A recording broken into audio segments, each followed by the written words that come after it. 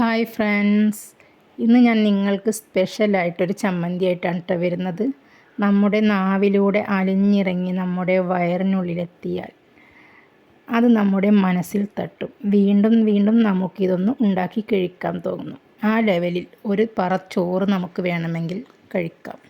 അത്രയും രുചികരമായ ഒരു ചമ്മന്തിയാണിത്.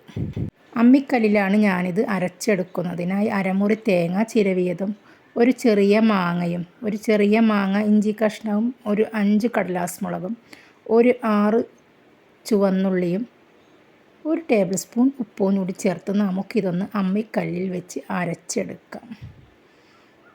ഇനി നമുക്ക് ഈ തേങ്ങയിൽ നിന്ന് കുറച്ചെടുത്ത് ഈ അമ്മിക്കല്ലിലിട്ടിലൊന്ന് അരച്ചെടുക്കാം. തേങ്ങ ഒന്ന് ഒതുക്കി കഴിഞ്ഞാൽ നമുക്ക് അടുത്ത ഐറ്റംസ് ഒന്ന് ഇട്ട് കൊടുക്കാം. ഇനി നമുക്ക് ഒന്ന് ചതച്ചെടുക്കേണ്ടത് മാങ്ങയാണ്. കണ്ടോ, ഒരു മാങ്ങയാണ് ഞാനിവിടെ ചേർത്ത് കൊടുക്കുന്നത്. ഈ മാങ്ങയെല്ലാം നമുക്കിതുപോലെ ഒന്ന് ചതച്ചെടുക്കാം.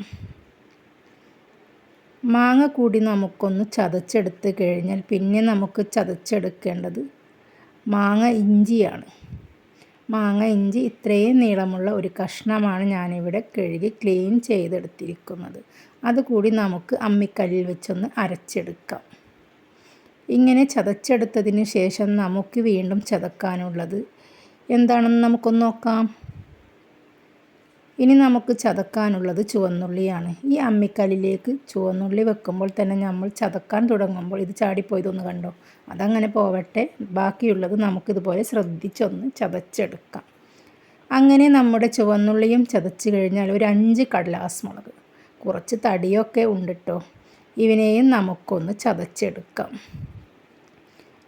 അങ്ങനെ നമുക്ക് ഇവനെയും കൂടി ഒന്ന് ചതച്ച് നന്നായി ഒന്ന് അരച്ചെടുക്കാം. ഇപ്പോൾ നമ്മൾ ഏകദേശം എല്ലാവരെയും ഒന്ന് ചതച്ചെടുത്തിട്ടുണ്ട്. ഇനി നമുക്ക് ഈ തേങ്ങയും മാങ്ങ ഇഞ്ചിയും ചുവന്നുള്ളിയും എല്ലാതും കൂടി നമുക്ക് കൈ ചേർത്തൊന്ന് വാരിക്കൂട്ടി ഒന്ന് മിക്സാക്കി കൊടുക്കാം. അമ്മിമേൽ ഇട്ട് തന്നെ നമുക്കിതൊന്ന് മിക്സാക്കിയതിന് ശേഷം ഇതിലേക്ക് നമുക്ക് ആവശ്യത്തിനുള്ള ഉപ്പ് ചേർത്ത് കൊടുക്കാം. കണ്ടോ, ഞാനിവിടെ ഒരു ചെറിയ ടീസ്പൂണിൽ ഉപ്പിട്ട് കൊടുക്കുകയാണ്. നമുക്ക് ആവശ്യമെന്ന് മാത്രം തോന്നിയാൽ മാത്രം അതിട്ട് കൊടുത്താൽ മതി.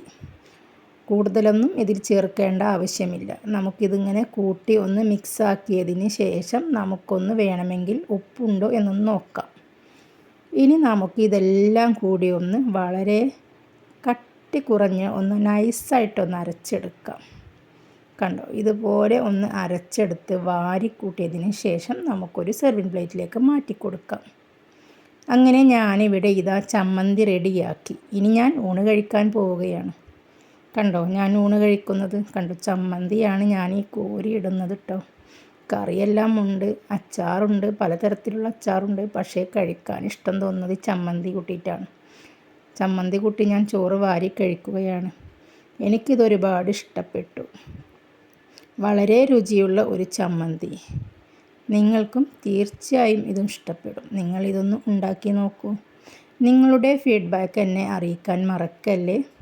നിങ്ങൾ ആദ്യമായിട്ടാണ് എൻ്റെ ചാനൽ കാണുന്നതെങ്കിൽ പ്ലീസ് ഒന്ന് സബ്സ്ക്രൈബ് ചെയ്തേക്കണേ.